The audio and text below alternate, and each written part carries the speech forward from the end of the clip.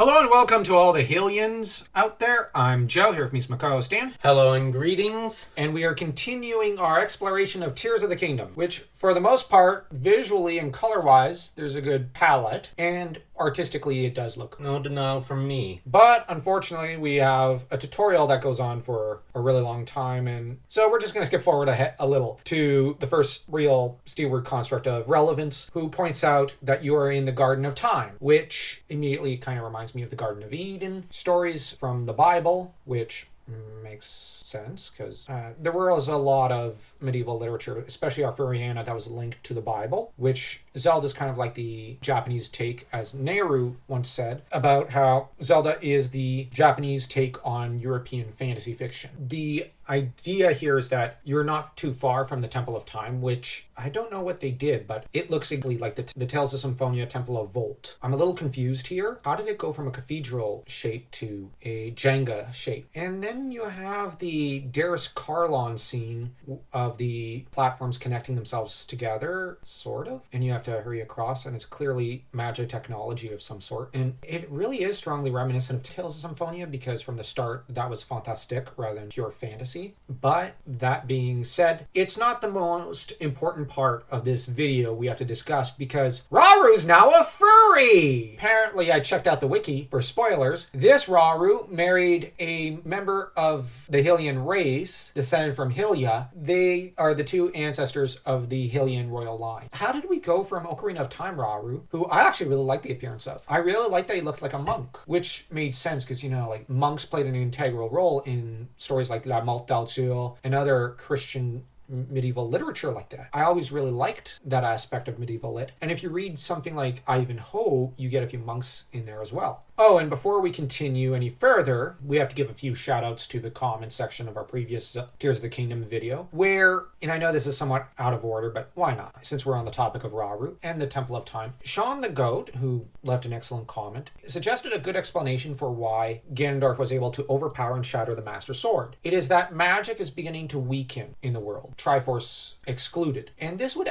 actually make a lot of sense. The Triforce will always remain as powerful as ever, but the Master Sword is slowly losing power. This is why in several games it needs constant powering up. Like in A Link to the Past, you have to power it up several times. Makes perfect sense if magic is beginning to fade from the world to an extent. That is actually a theme that is actually taken from Lord of the Rings, and I would argue as well from Conan the Barbarian to an extent with the Hyborian Age. Magic is fading, and so the Age of Man is beginning. It would make a lot of sense for that being the reason why the Master Sword shattered before Ganon's power, where he couldn't do it before, but he can now do it because the Master Sword's weaker. That said, there was someone else who commented that, well, the Secret Stone is what he suggested. It was used to destroy the Master Sword. So maybe Secret Stone, which Ganon used one of the strongest, the Queen's Sigil Stone, versus the Master Sword. And so Master Sword has grown weaker, maybe the stone hasn't. That'd be my theory. Or even if it has grown weaker, Ganon would still have the power of the Triforce of Power under that logic to destroy the Master Sword. So in hindsight, we didn't think of it, but some fans who probably have paid more attention than we have to Zelda over the decades were able to see a possible explanation that makes a lot of sense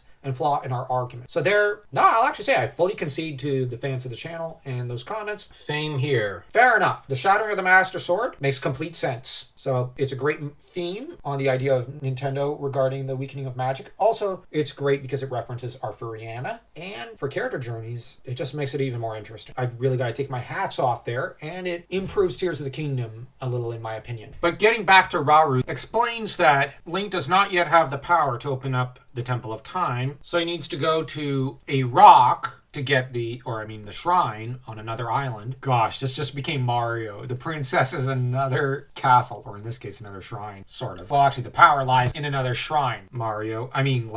Raru then vanishes, and so the quest is to go to 5 shrines. It is revealed that, at the first shrine, that Raru filled the place with light that purges darkness. No need to further analyze, although that does signify that there's some sort of divine essence within Raru, because if he has the ability to infuse a place with light, it stands to reason, and that has a motif of him being semi-divine, which turns him into a bit of a Merlin-esque type figure of sorts, as Merlin fulfills a similar role If in the Arthurianic mythology. If Merlin was a furry. Yeah. That said, in-game you get the Ultra Hand. Ultra Hand ability allows Link to fuse objects together, lift them up, flip them around, and make a burger. In all seriousness, this is a pretty integral ability to this game, though it comes, in at least in this level, at the cost of background music. Can we just have the background music instead? Honestly, there was pretty good background music before. No, it was really good in previous parts of the game, even throughout the tutorial. I really liked it. That is my one complaint about this part of the game. At the end of the level, which has no enemies, which that's kind of weird, you have a statue of a Hylian woman with Rauru. You get told, we offer you this light to cleanse the darkness. Link does the Arthurian thing of praying before a statue of a saint to get the blessing of light. I just summarized the whole idea. Once he steps out of the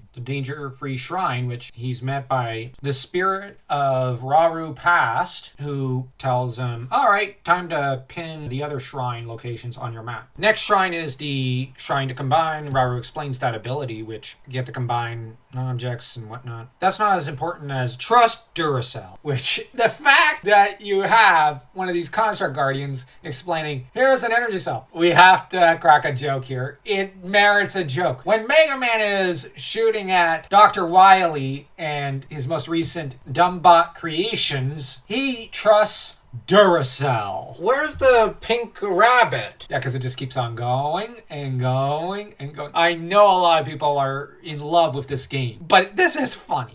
Next shrine has the Ascend ability, which I think is basically your Shadow Cat from X-Men comics. The Temple of Time, which the interior has a lot of internal gears and whatnot, so that I'm a little dismayed because I was hoping it would resemble the Temple of Time of old, namely that of Ocarina of Time, which I really liked. This is essentially technology versus tradition, where in this game, there's no hint of the old traditions and of the old cathedral-like temple that was actually very moving to be inside and seemed like a very spiritual place that Hylians might go to for worship and whatnot. This new shrine has nothing of that. That said, I do like the golden stone, but when Link approaches it, Zelda appears before him, her eyes closed and her hand extended for his righty. He gives, because that's his blessed arm in this game, which the right hand being the blessed hand is a thematic idea dating back to the Middle Ages of Christendom. That said, when Link touches Zelda with that hand, he ends up suddenly filled with light, which this is referencing the first meeting with the goddess and how the goddess will often bless the knight in those old traditional medieval stories. And from there, he'll have to go off on the quest to save or achieve the favor of the Lady Fair. After seeing Zelda and touching her, we find out that the first king of Hyrule, Rauru, that we see in the Sacred Realm. The reason I say that is he says, what you saw was a mystery even to me. Perhaps it was a sort of echo, one that reflects her sheer will. Can't help but think that Rauru from Ocarina of Time would know what just happened, but that's just my opinion. We basically have two Raurus. That's my theory here, and my rationalization, because with the other Rauru, the idea is he's supposed to be a Yoda-like figure who knows everything there is to know about the Sacred Realm. At least almost everything. While the intent of the goddesses remains a mystery to him, as he is just their herald in a way, rather like Aeon way to man way, he is still far more knowing and wise than we mortals could ever be. And Link is instructed to go up to a altar at one point, because we decided to skip forward, because once we have here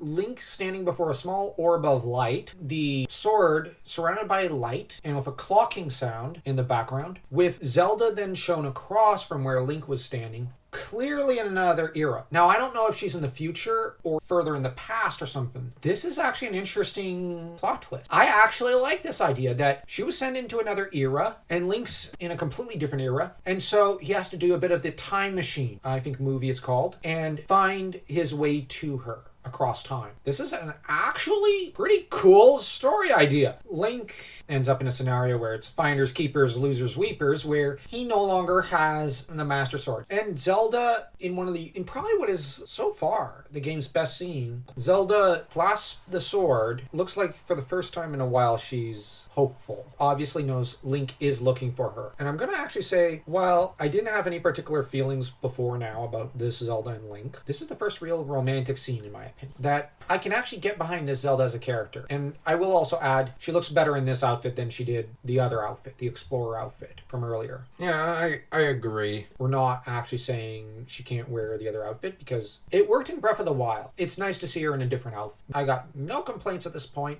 On that note, I think we should end this video. I don't think I've got any more to say. So if you enjoyed this video, don't forget to smash that like and that subscribe button as though you were Link taking down Ganon for the final time.